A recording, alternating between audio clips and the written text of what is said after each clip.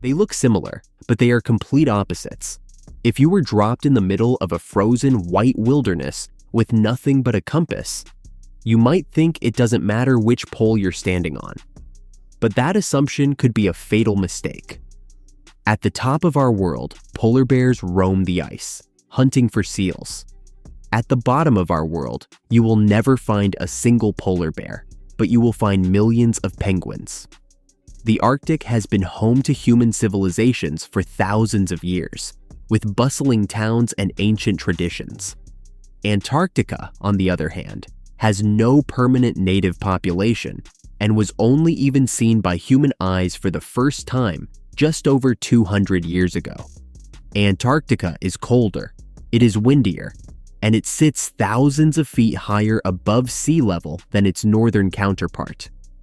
The Arctic and Antarctica may look like two frozen versions of the same place, but one is an ocean surrounded by continents, and the other is a continent surrounded by an ocean. That single geographic reversal changes almost everything about how these regions function.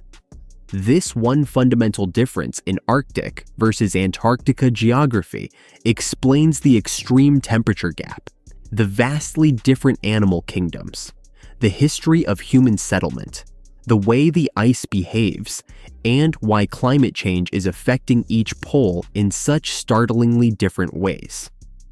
If both regions receive months of total darkness in the winter, weak sunlight in the summer, and freezing weather all year round, why aren't they more alike?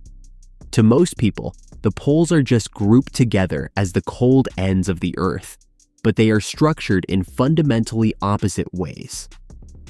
To understand the mystery, we have to look at the ground, or the lack of it. The Arctic is essentially a frozen skin of ice sitting on top of the Arctic Ocean. It is a massive shifting jigsaw puzzle of sea ice, mostly surrounded by the land masses of North America, Europe, and Asia. In contrast, Antarctica is a massive physical continent, a solid landmass nearly double the size of Australia, centered almost perfectly on the South Pole. It is a giant island of rock and ice surrounded by the vast, turbulent Southern Ocean. This geography is the master switch behind every other difference we see. The North Pole is a point on a floating sheet of ice, with the deep ocean floor thousands of meters below it. The South Pole sits on a massive ice sheet that is nearly 3 kilometers thick, resting on solid ground. This creates a strange reality where you can walk across the North Pole and technically be standing on water, while at the South Pole, you are standing on a mountain of frozen water higher than many famous mountain ranges. This leads us to the first major impact of this reversal: the temperature. While both poles are undeniably freezing, Antarctica is significantly colder than the Arctic. There are several reasons for this, but elevation is the big one. On average, Antarctica is the highest continent on Earth because of that massive ice sheet. Just as it gets colder as you climb a mountain, the high elevation of the Antarctic interior keeps temperatures plummeting. While the North Pole sits at sea level, the South Pole sits nearly 9,300 feet high. Also, ocean moderation. Because the Arctic is largely ocean, it has a huge heat reservoir. Water absorbs heat better than soil or rock. The water below stays around 29 degrees Fahrenheit even when the surface is frozen. The relatively warm ocean distributes heat through the ice, preventing the Arctic from reaching catastrophic lows like the South. Antarctica's vast size eliminates this buffer. Its size and powerful circular wind patterns and ocean currents, like the Antarctic Circumpolar Current, shield it from the ocean. These currents keep cold air in and warm air out like a wall. The result? The North Pole averages minus 40 degrees in winter. South Pole winters often plummet below minus 76 degrees Fahrenheit. Antarctica's record low is 128 degrees. The ice's reflective surface bounces almost all sunlight back into space, making it nearly impossible for the continent to warm up. Even in extreme conditions, life survives, though residents are very different. The most renowned divide: penguins in the south, polar bears in the north. Evolutionary history and geography explain this dispersion. Northern Hemisphere polar bears descended from brown bears. Because the Arctic is connected to the northern landmasses, bears may easily cross the ice and land to live there. Arctic foxes, reindeer, musk oxen, and wolves live there. The Arctic is an extension of our continents, thus these animals can thrive. Different story in Antarctica. The Southern Ocean has isolated it for millions of years. No huge terrestrial mammal could cross thousands of miles of choppy seas to get there. Antarctica lacks land predators. This is why penguins thrive there.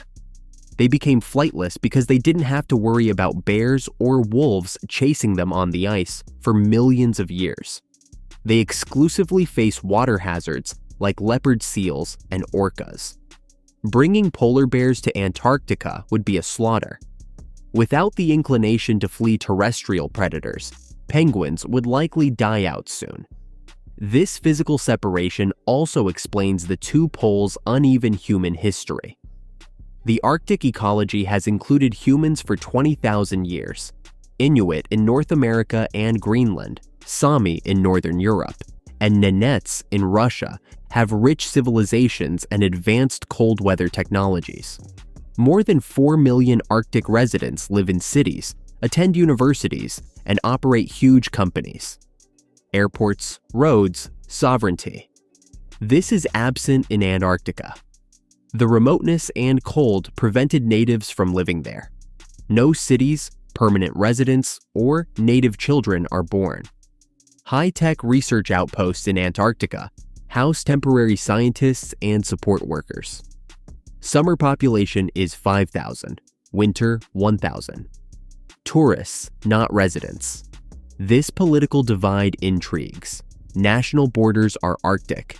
Canada, Russia, the US, Norway, and Denmark border it. The nations administer their territory, claim seabed resources, and defend their borders. There is geopolitical competition. The opposite is Antarctica. A unique international agreement safeguards Antarctica for science. No country's territorial claims are guaranteed, and military activity is prohibited. One place on Earth is run by science and peace, not nations. Ice is another key difference. Thin Arctic Sea, ice crusts soup. Seasonal fluctuations produce fast growth and shrinkage. Since this ice is already in the ocean, melting it doesn't raise the sea level like a glass of ice. But losing this ice is dangerous for another reason. White ice reflects sunlight, whereas black ocean absorbs it.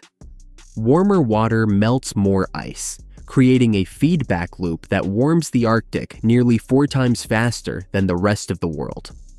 The majority of Antarctic ice is land-based. A kilometers-thick ice sheet covers the continent. If this ice melts and flows into the ocean, it's like adding ice cubes to a full glass. Real sea level rise threat comes from here. Antarctica has 70% of freshwater and 90% of ice. If the Antarctic ice sheet melted, sea levels would increase 200 feet, submerging most coastal cities. The southern polar regions are more complicated than the Arctic, which is losing sea ice rapidly. Antarctica is huge and high, so its interior stays below freezing even with global warming. Warm ocean currents threaten the continent's margins, especially the floating ice shelves.